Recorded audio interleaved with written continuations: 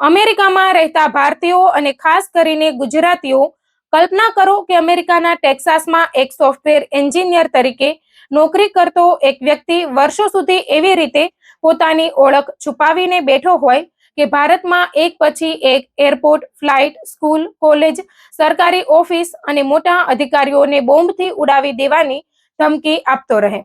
Police તેની પાછળ દોડતી રહે, સાયબર ક્રાઇમની ટીમ તેની શોધખોળ કરતી રહે, પરંતુ તેને પકડવો એટલો સરળ ન હોય. અને પછી આ આખા ખેલનો અંત એવી એક નાની ડિજિટલ ભૂલથી આવે કે જેના કારણે તેની આખી ઓળખ સામે આવી જાય. આ કોઈ ફિલ્મની વાર્તા નથી, પરંતુ તમિલનાડુ પોલીસની તપાસ સાથે જોડાયેલો એક ગંભીર કેસ છે, જેમાં અમેરિકાના ઓસ્ટિન, ટેક્સાસમાં સોફ્ટવેર એન્જિનિયર તરીકે કામ કરતો હોવાનું જણાવાતો શરથ સુબ્રમણ્યમ શંકર પોલીસના હાથે ઝડપાયો છે. આરોપ છે કે વર્ષ 2023 થી 2025 દરમિયાન તેણે સમગ્ર ભારતમાં 1500 થી વધુ ખોટા બોમ્બ ધમકીવાળા ઈમેલ મોકલ્યા હતા. સૌથી ચોંકાવનારી વાત એ છે કે આ ધમકીઓ કોઈ એક જગ્યાએ નહીં, પરંતુ airport, commercial flight, school, college, Anna university, સરકારી કચેરીઓ ઉપરાંત રાજકારણીઓ, વરિષ્ઠ પોલીસ અધિકારીઓ અને નિવૃત્ત ઇન્ટેલિજન્સ અધિકારીઓ સુધી પહોંચી હતી. હવે તમે અમેરિકામાં રહેતા ભારતીયો અને ગુજરાતીઓ માટે આ વાતને ખાસ ધ્યાનથી સમજજો, કારણ કે આરોપી અમેરિકામાં બેસીને આ સમગ્ર નેટવર્ક ચલાવતો હોવાનો આરોપ છે અને તેની ધરપકડ પણ ભારત પરત ફરતી વખતે ચેન્નઈ એરપોર્ટ પરથી કરવામાં આવી છે. એટલે આ કેસ માત્ર બોમ્બની ખોટી ધમકીઓનો કેસ નથી, પરંતુ ડિજિટલ દુનિયામાં એક વ્યક્તિ પોતાની ઓળખ છુપાવીને કેટલો મોટો ભય ઊભો કરી શકે તેનું ઉદાહરણ પણ છે. પોલીસના જણાવ્યા પ્રમાણે જ્યારે કોઈ એરપોર્ટ કે ફ્લાઇટને બોમ્બની ધમકીવાળો ઈમેલ મળતો ત્યારે સુરક્ષા એજન્સીઓ તરત જ સક્રિય થઈ જતી. Bomb detection and disposal squad એટલે કે BDDSની ટીમો તપાસ માટે પહોંચતી અને મોટા પ્રમાણમાં પોલીસ બંદોબસ્ત ગોઠવવો પડતો.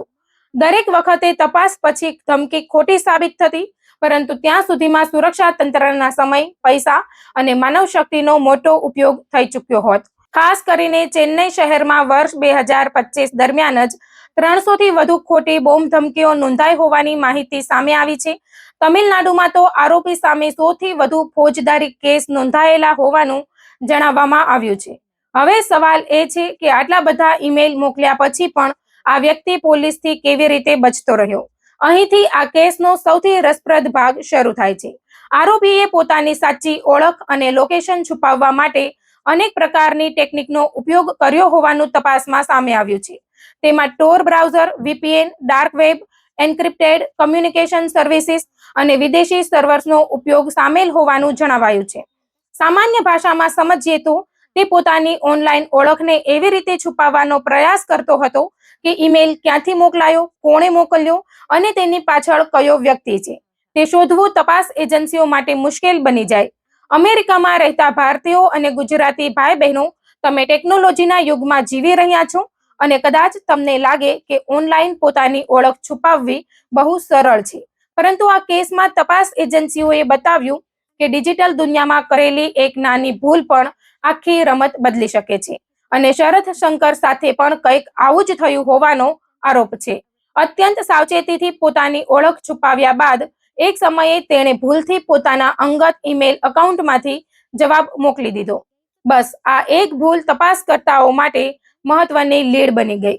આ ઘટનાએ પોલીસને તેની ઓળખ સુધી પહોંચવાનો રસ્તો આપ્યો અને ત્યારબાદ સાયબર ક્રાઇમ ટીમે તેની પ્રવૃત્તિઓ પર નજર રાખવાનું શરૂ કર્યું. અહેવાલ મુજબ પોલીસ અને સાયબર ક્રાઇમ ટીમે લગભગ 6 મહિના સુધી તેની ગતિવિધિઓ પર નજર રાખી અને ત્યારબાદ તેની સામે વધુ કાર્યવાહી કરવામાં આવી.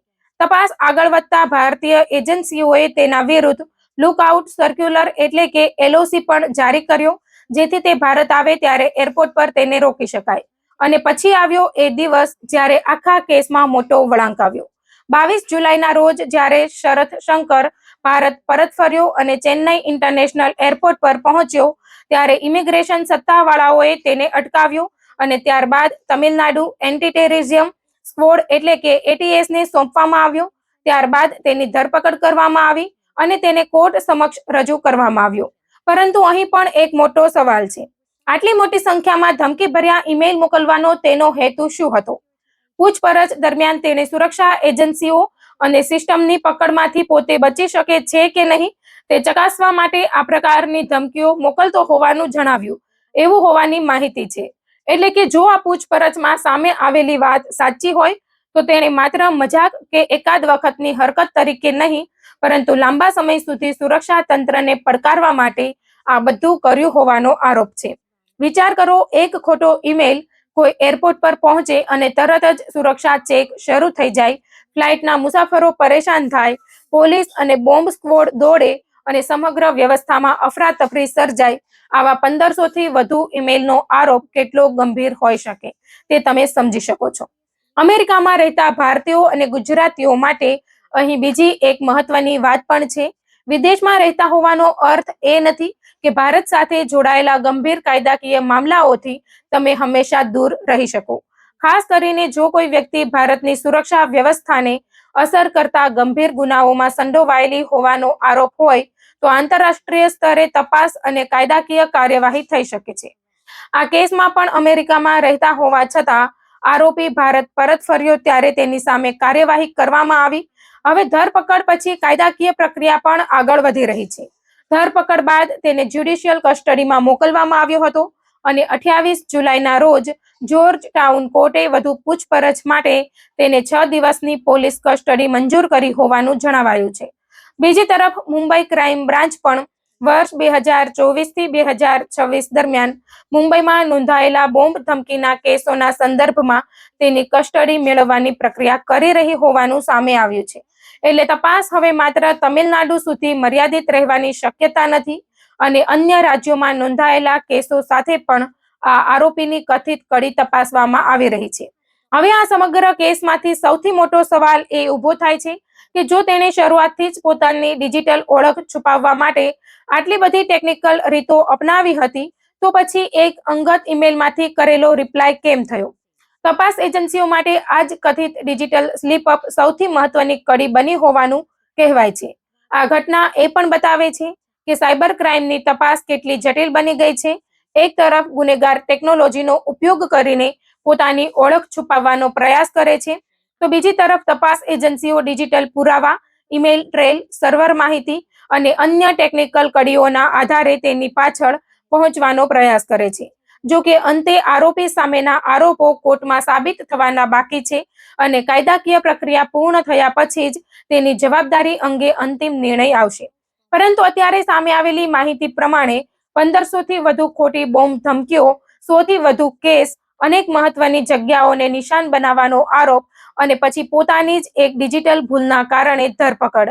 આ આખી ઘટના ચોક્કસપણે ચોંકાવનારી છે.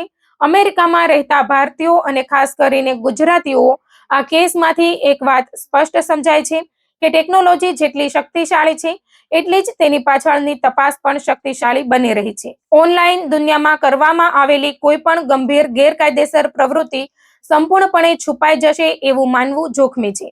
આ કેસમાં પણ વર્ષો સુધી તપાસ ચાલ્યા પછી એક નાની ભૂલ આખી કડીને જોડવામાં મહત્વપૂર્ણ બની હોવાનું કહેવાય છે. હવે આગળની તપાસમાં એ પણ સામે આવવાનું બાકી છે કે 1500 થી વધુ ધમકી ભર્યા ઈમેલ પાછળ ખરેખર એક જ વ્યક્તિ હતી કે કોઈ અન્ય લોકો પણ તેની સાથે જોડાયેલા હતા. અલગ અલગ રાજ્યોમાં નોંધાયેલા કેસોમાં તેની ભૂમિકા કેટલી હતી અને મુંબઈ સહિત અન્ય શહેરોની તપાસમાં કયા નવા ખુલાસા થયા છે. એટલે આ કેસની કહાની અહીં પૂરી નથી થતી.